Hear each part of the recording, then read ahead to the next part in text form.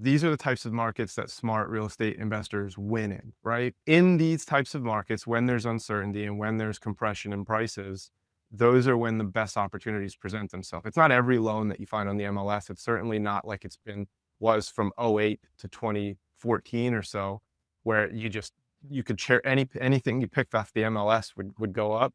But for shrewd real estate investors who know how to negotiate, know opportunity, I think those guys are going to make a lot of money.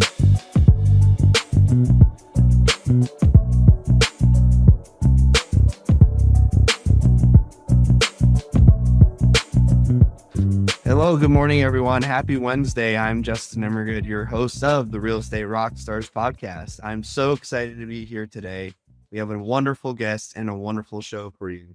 Today's guest specializes in helping real estate investors access smarter funding solutions, generate passive income, and structure deals creatively in competitive markets. Daniel Paloscio is a private real estate lender, transactional funding expert, and the principal of SEP Capital. Based in Tampa, Florida, Daniel manages a private lending platform focused on helping investors earn predictable, passive returns backed by real estate. Through SEP Capital, his team controls the entire lending process in-house, from underwriting to servicing, allowing investors and capital partners to benefit from speed, transparency, and consistent execution. Daniel is also the founder of DoubleClose.com, a transactional funding solution designed specifically for wholesalers who need fast and reliable closings. Over the past several years, he has funded hundreds of real estate transactions ranging from wholesale double closings to fix and flip deals, while helping investors better understand private lending, hard money, and alternative fixed income strategies. Known for simplifying complex funding concepts into practical real-world strategies, Daniel focuses on capital preservation, deal structure, and helping investors create opportunities beyond traditional financing methods. Daniel, welcome to the show, sir. Yeah, thanks for having me on, Justin. I'm looking forward to doing this. Yeah, this is fun. We were obviously chatting a little golf pre-show here. Obviously, we've got beautiful Monarch beaches, our backdrop for today. But let's get right into it. Obviously, that was a mouthful, right? You're doing a lot of different stuff, but in your own words, who's Daniel? Daniel, first and foremost, is his father, probably dad of two. I have two young girls. Got a 1.5-year-old and a 3.5-year-old. Outside of that, I am a business owner and a terrible golfer. You and I both. Then you and I both. I mean, it's a lot of hours out there. No, that's fantastic. Now, you guys are doing a lot on the capital side, and I would love to just hear. Obviously, you've got SEP Capital right front and center and background there. Tell us more about what you guys are doing and how you're really changing the market right now.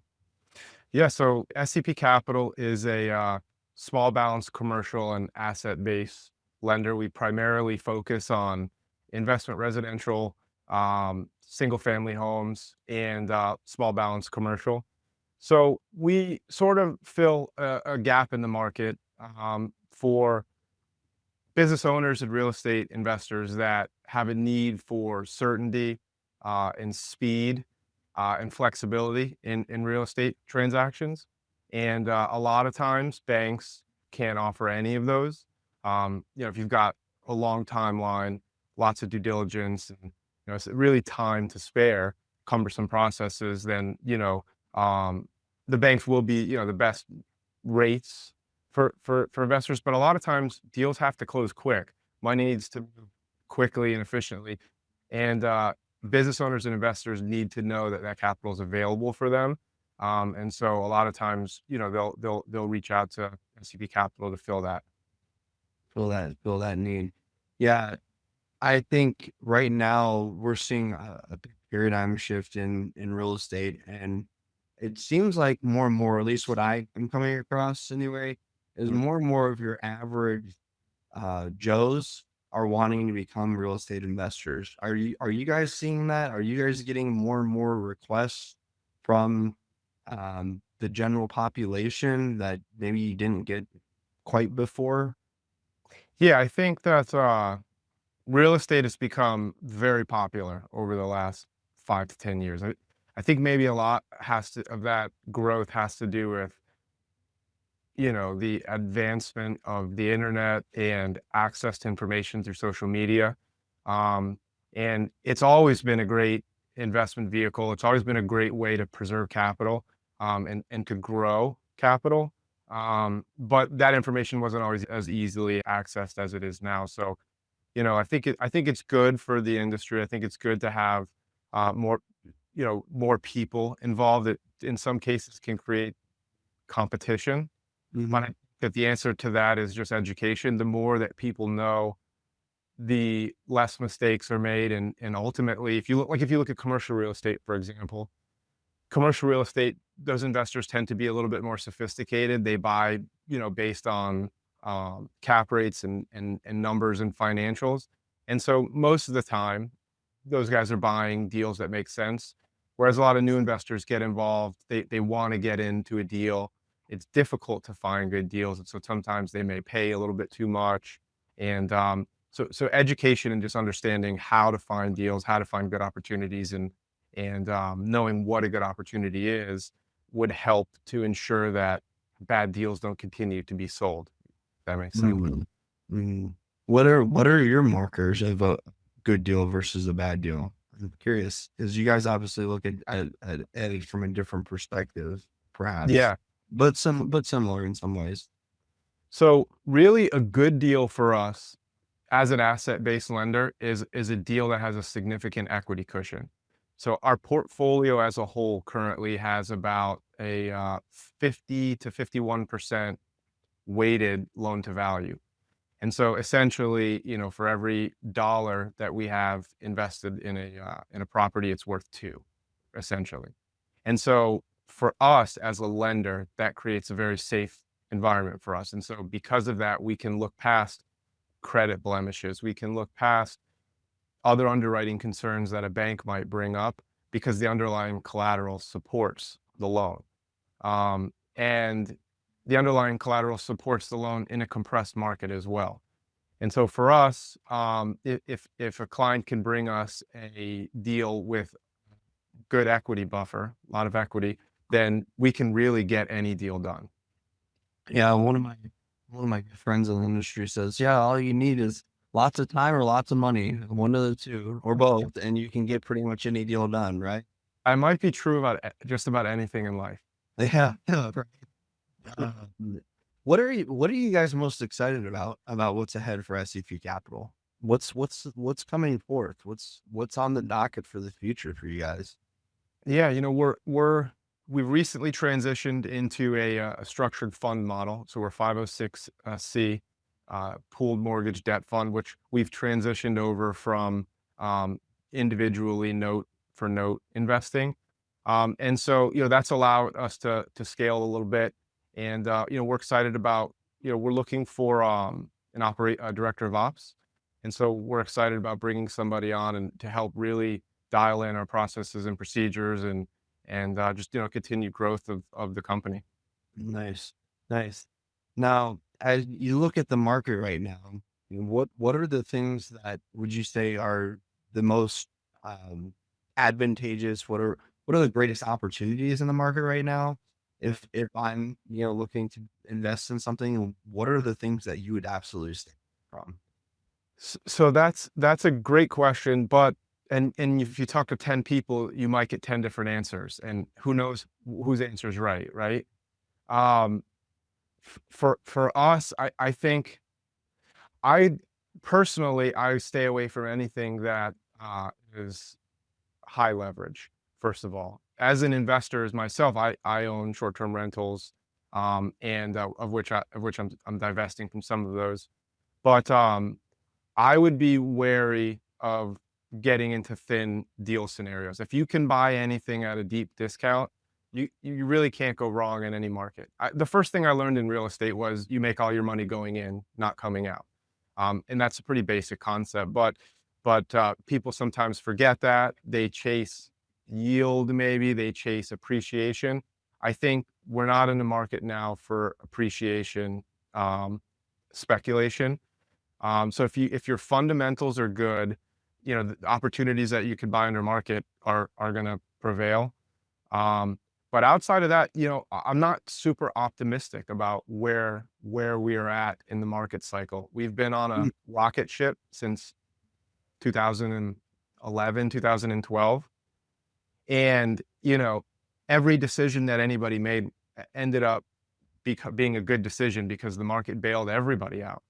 And I think that ship is a slow turning ship, and I think it's slowly turning now.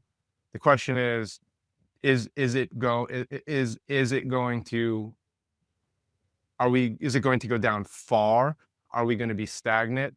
I don't know that, and I don't know the answer to that. But what I can say is that it doesn't feel like people are making more money. I don't feel like job growth, income growth is happening at the same pace that appreciation is happening, and so eventually that gap, I think, breaks the model.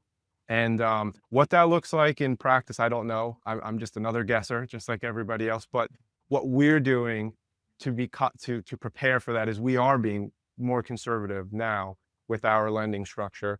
We've always been relatively conservative, but even at 65%, 70% LTV, if you have a 30, 40% dip in the market, you might be underwater.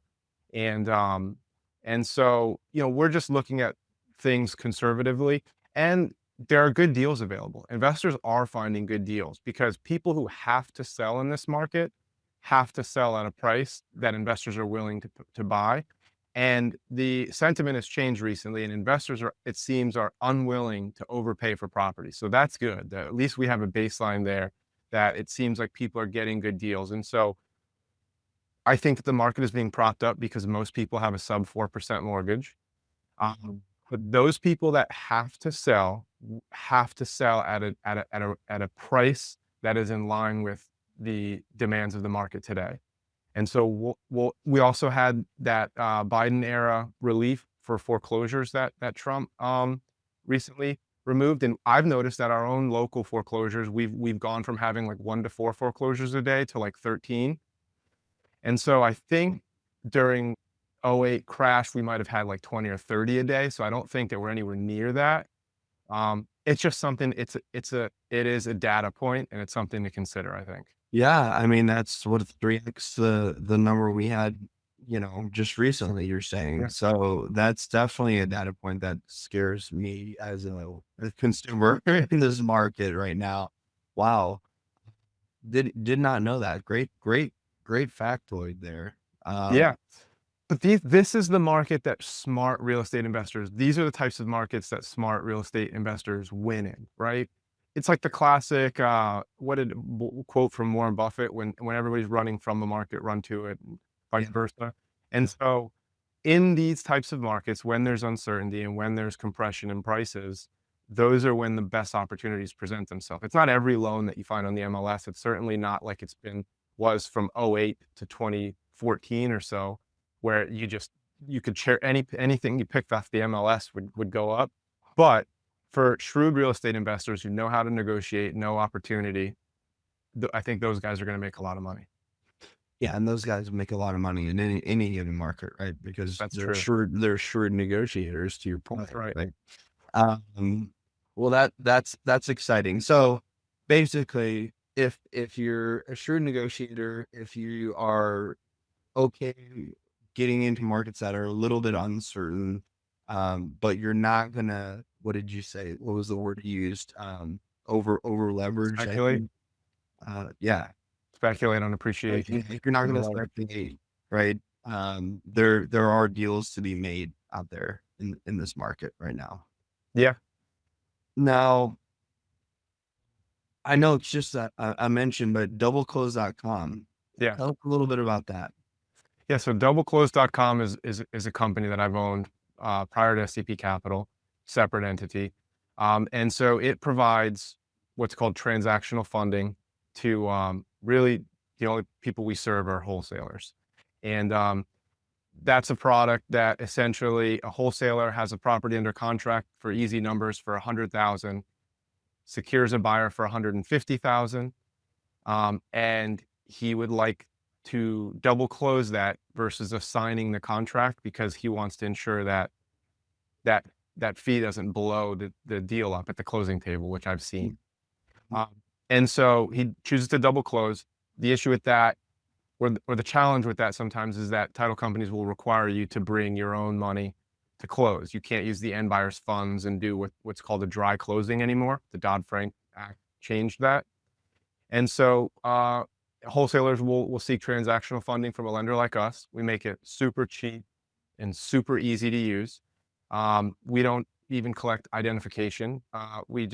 All we need to know is that you're buying the property and selling the property on the same day with the same title company, and that you have a heartbeat, and that obviously there's nothing illegal happening, and we'll fund the transaction. And Wow. so it's designed. When I got started in this business, I was a wholesaler. So I started as a fix and flipper.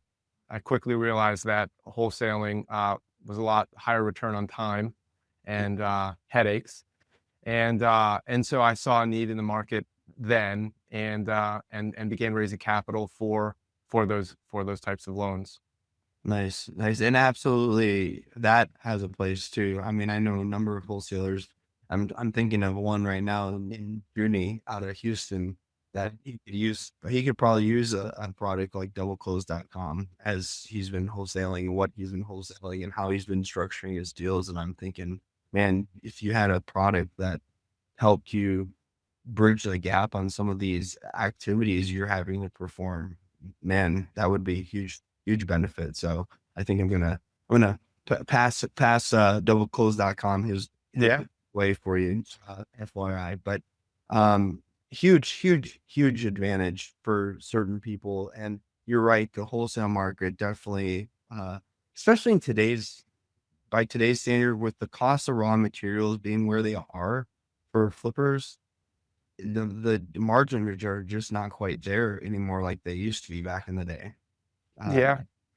And people watch these shows, flip this house or flip that house or flip a house on TLC, and they think, oh, this is easy. It's like a guy buys it for 100, he puts 50K into it, it's worth 500. And that's just so unrealistic. The reality is, like, running a successful fix and flip business is complicated. There are so many moving pieces. You're up against the clock. You're paying monthly taxes, insurance, interest. You're wrangling you're herding cats essentially to get the job done. It's very difficult to find good people. People are in very high demand right now too, because, and so there are a lot of moving pieces, and you have to have your finger on the pulse on all of them. And so the guys that run successful fix and flip shops, like, those are smart people. It's not easy, and wholesaling is not easy either. It certainly gets marketed as easy. There's certainly much less risk, and there are much less moving pieces, and you're in and out. You have some marketing costs and time costs, but you certainly don't. So in most cases, don't make as much money. Fix and flip guys do make a lot of money, but they also take the largest amount of risk. And it's a complicated business. But again, the guys that are successful are smart. yeah, you can also lose your butt, Yes. especially if you sight unseen kind of situation, trying to, smoking hot deal on something, and then turns out it's all effed up.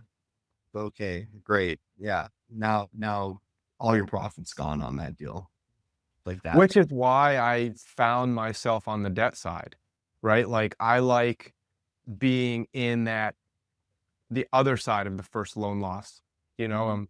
And so I don't get calls for leaky toilets. I don't have, get calls from the police because somebody broke into the house over the weekend and now it's on fire. Like, not, and I've seen it all. And I prefer to be on the debt side for those reasons. I'm not making as much as I would have made if I was on the fix and flip side. However, the return on time has to be considered as well. And the headache factor. Yeah.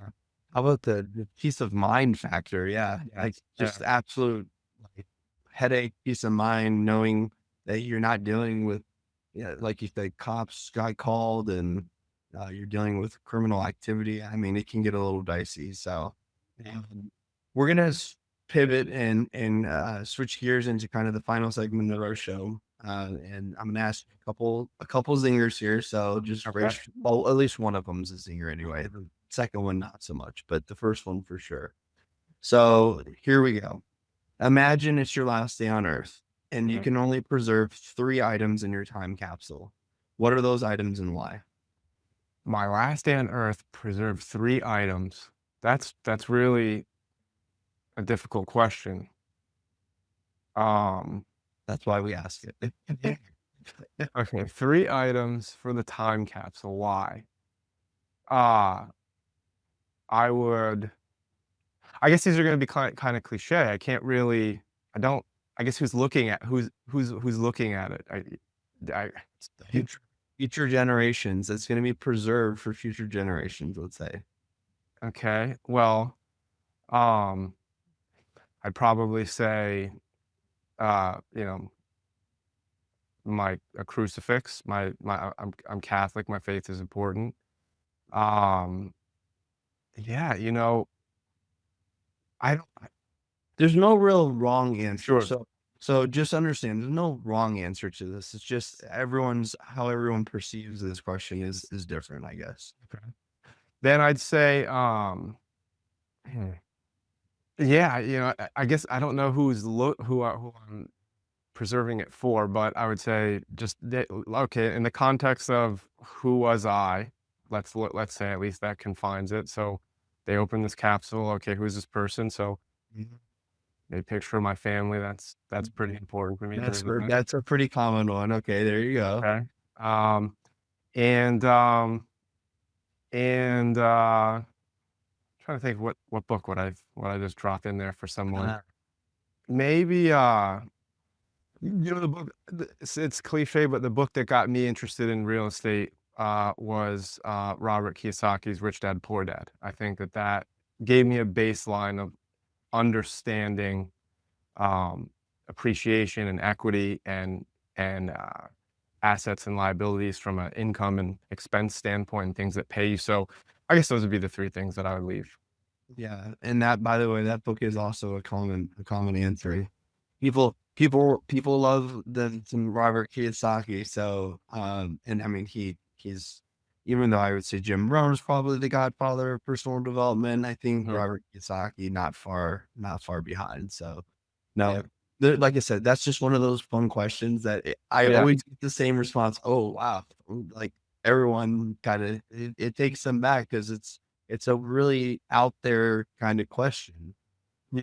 Yeah. Well, it's very abstract because who are you leaving it for and what are you saying? What's the message? What's the message? What's the message about yourself you want to leave and Right. share on and whatnot? So, It gets even um, more difficult if it like if it's beyond yourself, if you're leaving a message about something else, then it's like, then it's like now you really have to dig deep, you know?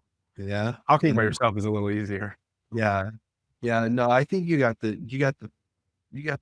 principle of the question though, which is just like sharing something on with future generations, if you will. All right. So next question is this is a little bit easier, but it's more of a layup question. But what is your definition of a real estate rock star? Definition of a real estate rock star is probably someone that, has set their business up in a way that suits their lifestyle. Real estate is a lifestyle business, and you can make a ton of money, but if you are working more than you want to, then in my opinion, maybe you're not a rock star. But if you're living the life that you want to live on the schedule that you want to live it, on the terms that you want to live it, and real estate is giving you that opportunity, then I think you're a rock star. Well said. I love it. I love it. I love it, Daniel. Now, Daniel, obviously you've shared a lot today, a lot of insight that I'm sure people are going to find very, very helpful and hopefully have some additional questions for you. Where can our listeners, our audience, and just general folk, where can they reach out and find and connect with you? Yeah, best way to reach me would be on by email. It's Daniel at sepcapital.com. Got an Instagram. It's D_Paloscio. Might be private. Don't really do a lot on there, but at any rate, email is the best. Email's the best. All right. There you have it, folks. Another wonderful episode here on the Real Estate Rockstars podcast. Uh, Daniel, thank you so much for joining our show today. We had a great time having you on. You'll have to come back on again 12 months out, do a little update of what's new and unique with SEC Capital. I'm sure you guys will be Yeah. out crushing it by then as I'd well. love to. Awesome. There you have it, folks. Another great episode, another great guest here on the Real Estate Rockstars. We'll be here again, same time, same place next week. Thanks, everyone.